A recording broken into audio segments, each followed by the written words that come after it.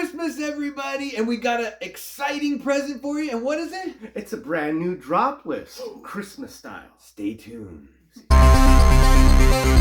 Welcome back, Gainers, to another incredible, exciting, fantastic episode of ComicGains. And if you're new to the show, I'm Adam. I'm Zach, and this is Princess Royal Highness, looking very lovely today, just like usual, doing that princess wave you do too. Bow on respect, and of course, there's the Cocoa dog. Oh, Christmas Cocoa. Christmas Cocoa. All right, Merry Christmas, everybody. We actually have a show coming out on December 25th, Monday. And we have a very special drop list for you guys, a really exciting Christmas drop list. So this is our gift to you guys. And if you're asking yourself right now, what the heck is a drop list and why am I getting it as a gift? Well, what we do is the ComicGains group get together, we scour the internet for hot lists, trending lists, any type of speculatory lists on comic books.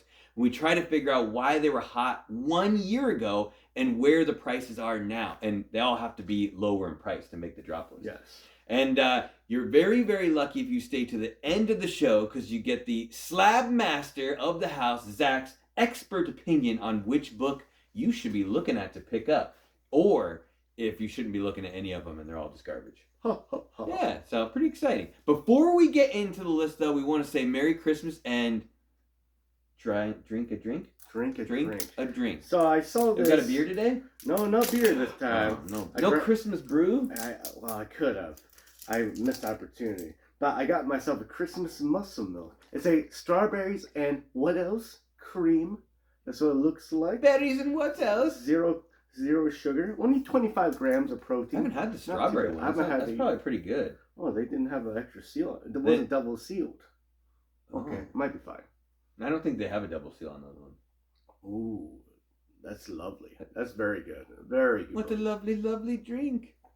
That does kind of work. What a lovely, lovely boy. All right, guys. Let's get into the comics, the drop list for this week. And this is kind of a cool list. It's a fun list. A lot of the books on this were kind of dollar bin books to start out with and rose to fame and have kind of dropped back down into obscurity, some of them. Mm-hmm. Some of them were initially good books to begin with, but let's kick it off. Number 5 on the list, we got Punisher, number 1, volume 2, 1987, and this is Klaus Janson and Mike Baron. And the reason this is volume number 2 is because volume number 1 was actually a 4-part miniseries, which started out first, and then this is actually the first ongoing solo series for Punisher that he ever had that went on. And it's not really a major key. That's kind of like its claim to fame as its first ongoing series. So it's always been kind of a decent key for Punisher. Nothing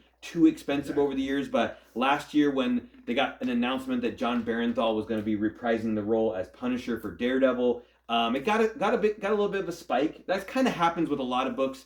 You have like the first appearance, Amazing Spider-Man 129. It gets too expensive, then people start looking at the books underneath it. First solo, first hug, first kiss, that kind of stuff. No. But sometimes those other books kind of pop up and jump up in price, and as news kind of fades away, things start to go back to where their normal price was. I would have to say it's an interesting cover. If you ever looked at it really closely, he's holding a bazooka, like point blank range at a window, so I'm not really quite sure how he's gonna fire that bazooka, right? It's kind of funny, isn't it? Yeah. But I feel like he'd kill himself. We'll see, with all the Daredevil news, and they basically scrapped the project for now. I would hope they're gonna bring back Punisher anyways, but you never know. Like, they're basically rewriting the whole thing. I even heard it may be Daredevil season 4. They may just actually get my wish, which is what I wanted, it to actually just be Daredevil season 4. And as you guys know, I always give you the Bolo report. Be on the lookout for the newsstand edition. It almost holds 3 times value. I don't know why. It makes sense that a newsstand's more expensive, but for this particular book, it's way more expensive, and I'm not really sure the meaning for that. Maybe Zach will give you a greater insight on the price and the newsstand. Well, it wasn't punishing you too badly if you bought it a year ago, right? At $250.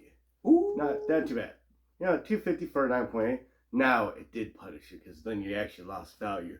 It's $174. Not too bad of a drop. Range $144 to $800. Ooh, 1 point. Damn. Average sale is $268. 30% drop There's 5,541 total graded. 1,265 of them are 9.8. That's 23% of total graded. Under the number. Under the 25% that we want, that we need. So yeah, it's a great book, great cover. Kind of funny cover, but because he'd end up dying if he actually shot that rocket off. He could maybe bounce backwards. Oh, yeah, I'm sure that would. Just land on his back, falling off the building. He'd probably just get flung off that whatever rope he's holding onto and die in the middle of the street. But anyways, it's a great book. It would be a great grade at 9.8. It's not that bad of a price. I would consider getting it right now. Mm-hmm. All right, guys. Number 4 on the list, and this is probably going to be on my list of books to pick up in 2024. This is probably I want to get one of these. It might be the right time. Century #1 from the year 2000. A beautiful Jay Lee cover. Paul Jenkins writing this story, and obviously first appearance of the Century. I think he has one of the coolest alter ego names, Robert Reynolds. Yeah, Bob the Century. That's pretty cool, right? So it's also first appearance of the Void, and I know it's kind of a mystery in the story as you're reading it, like who's the Void? Like he always shows up and messes with the Century after the Century does a good deed, and then this other evil entity comes out and does this really bad thing right after he does it, and his name's the Void. Well, you find out later on that the Void is actually the Century, and he has no control over it. He switches personalities and turns into an evil version of himself and does something bad. And he doesn't want to do that, but he has to do it. And if you're asking yourself, what is the powers of the Century? Well, they say he has it's the power of 1,000,000 exploding suns. I'm not really sure how you quantitate that, but that's his power. It's basically Superman, but has kind of a cool backstory to him. Obviously, he has a little more strife than I think Superman has to deal with him. He's got kryptonite, but he has an evil version of himself.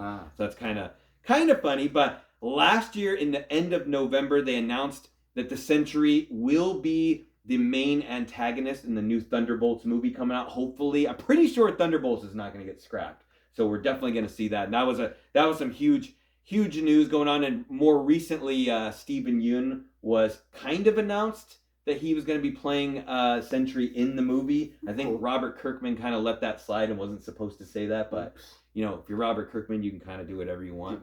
And Sentry's been a cool character lately. Bendis kind of made him more popular by adding him into the Avengers team. He's actually the guy that destroyed Asgard, so it was kind of a cool part. And more recently, he was killed by Null, ripped in half, and he has a new series out right now where he's not technically in the book, but still a very relevant, cool character, to say the least. But more importantly, you need to know the numbers and whether or not you should pick this up. All right, he was on the level of Superman a year ago. For 9.8 was $415. And now, he's just a regular Clark Kent at $247. Range, 206 to 525. Average sales, 360. It's about a 40% drop. There's 1,559 total graded, and 534 of them are 9.8. So that's 34%. So a little higher than we'd like. $247 seems like it's not a bad price for this ski. It's also maybe not a good price. I just considered trying to find a raw copy. That's what I'm going to do. Just find a raw copy. You'll be happy with it. And if you're smart about it, you'll find a raw copy that could get a 9.8. Yeah, and it's a funny thing with this one. Came out with the Marvel Knight series, where I think people were specking on this book for a long time, because as long as I can remember, it was a fairly expensive book, raw or graded, and it's recently just dropped a little bit. And just a fun thing to note, there's actually a couple variants for it. There's a 1 in 50 variant, and it's not worth anything compared to the real one, because that Jay Lee cover is so iconic and so beautiful. The 1 in 50 kind of sucks, so. Just my humble opinion. All right, halfway through the list, we got number 3. Let's talk spiders. We got Vault of Spiders, issue number 1, and this definitely was a dollar bin book for quite a while. 2018. Cullen Bunn, great writer. Giuseppe Camuncoli, awesome artist. Good team up on this book. This was a spin-off of Spider-Geddon, that one series that came out. Lately there's been a lot of different spider events where they find ways to add in new spider characters. You either love it or you hate it, depending on who you are. Sometimes I really love it. Sometimes it's a little confusing. This book in particular is very cool. It has first appearance of Spider-Bite, who was kind of a breakout star in the new Beyond the Spider-Verse, or Across the Spider-Verse, sorry, that came out. You know, it was a kind of a cool character where she's kind of has like a VR version of herself that kind of does stuff. So she kind of like sits in a chair on a computer, and her VR version is actually the Spider character that goes around as like a vigilante. Very cool. She did not die, so I think she's kind of part of the new team for the next movie, so that's really important. And it's the first full appearance of Web Slinger, who we also got to see in the movie. He's that cowboy version where he shoots the webs with his pistols. Funny story, he was actually cameoed many, many times in 2014, and that didn't actually get his first full appearance until this book. So it's kind of strange how that works out that way. There's also a character called Savage Spider-Man, who was raised by spiders in the Savage Land, alternate reality. Maybe not as important as the other two, but cool nonetheless. And yeah, this is just kind of one of those fun books that was, you know, basically a dollar bin book for a while. Then we got news of Spider Bite showing up, and I saw some of these sell as high as like $70 to $80 raw. And now it's maybe back down lower. I don't know. You know, it's like I said, it could be a good spec book because we're going to see Spider Bite again. But it just depends if you really like the story or not, if you want to go with it. More importantly, the numbers, though, is what you want to look at. All right. Spider Bite. Vault of Spiders. A year ago, it was locked up tight for CGC 9.8 was $90. Now, it's been broken wide open. You can get it for $50 for 9.8. Serious? Yeah. All right. Range, okay. $50 to $200. Average sale, $109. It's a 44% drop. There's 114 total graded. 81 of them are 9.8s. It's 71% of total graded. It's easy to get this book at a 9.8. It's a cool potential spec book right there. I mean, it sounds kind of funny to me, and it's a fun cover too. Yeah, it's got that Voltron Spider-Man looking guy on it. Yeah, whatever that. They have like the Mecha Droid. Power Rangers. Which he plays a pretty major role in the actual Spider-Verse event, the original one. The Megazord one? Yeah. Yep. Did they save the universe? They helped. He helped. Oh. Anyways, I mean, $50 is $50. You can find $50 pretty much whenever you want. So you buying it for $50 for a 9.8? Not bad deal. I would assume, when the movie comes back out, at the very least, the 9.8 should go back up to 100, if not more than that, if people really dig Spider Bite again. So if you really wanted to buy it and flip it, you know, it's easy, or buy it and keep it, because this is the cheap time to get it. Yeah. All right, number 2 on the list. You know we got to touch on some DC every once in a while, guys. We got Tales of the Teen Titan, issue number 44. Probably one of the most underrated books in DC history. 1984. George Perez, Marv Wolfman. It doesn't get any better than that. Dick Grayson, everyone's favorite Robin, or maybe your favorite Robin. No. The first Robin becomes Nightwing. Awesome book. Joseph also takes on the monocle of Jericho, and he is the son of Deathstroke, if you didn't know that. Good old Joseph.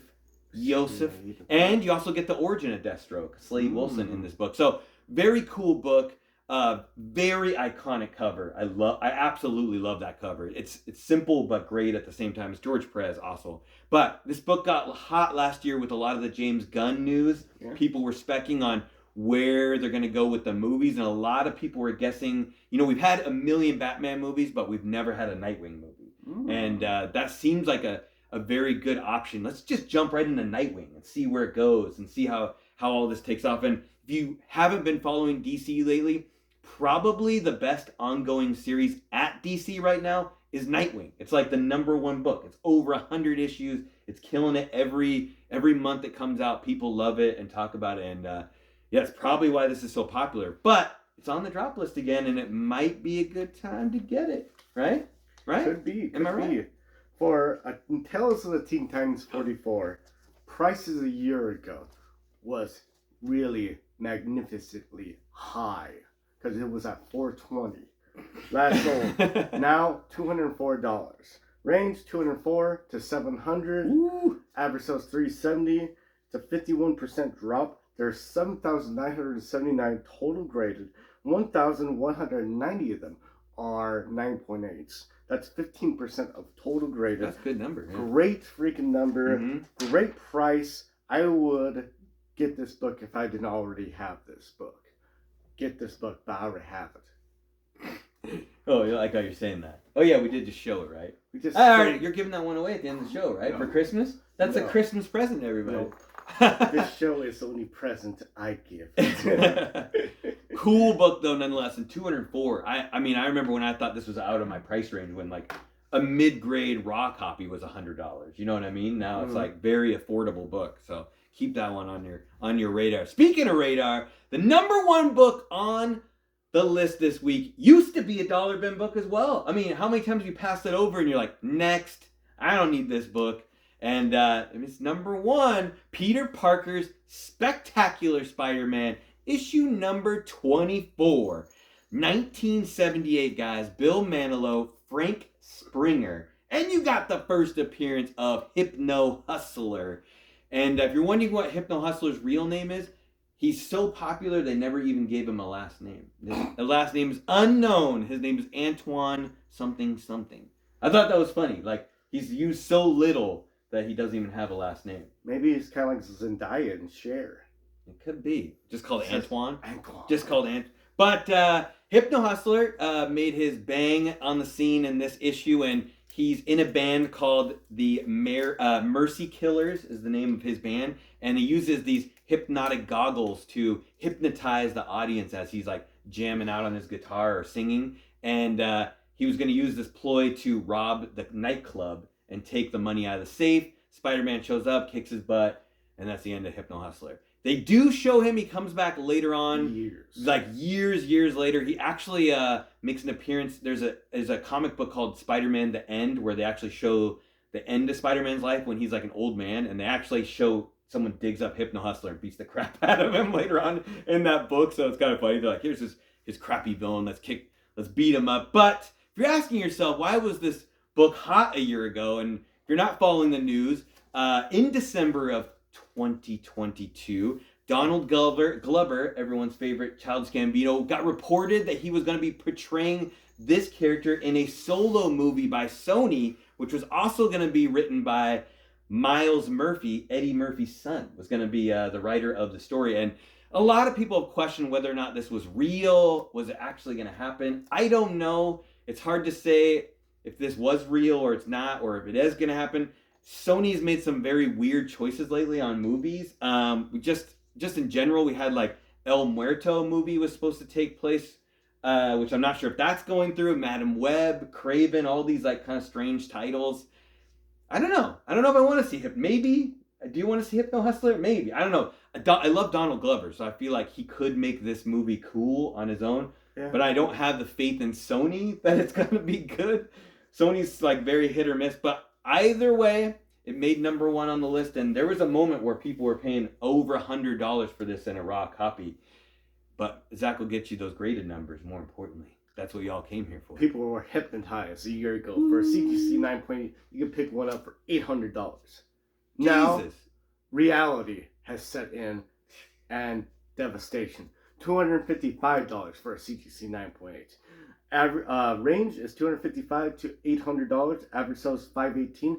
It's a 68% drop. There's 196 total graded. Only 42 with them are 9.8. Oh, that's not even very many graded. That's 21%. Not at all. Yeah, 21% of total graded.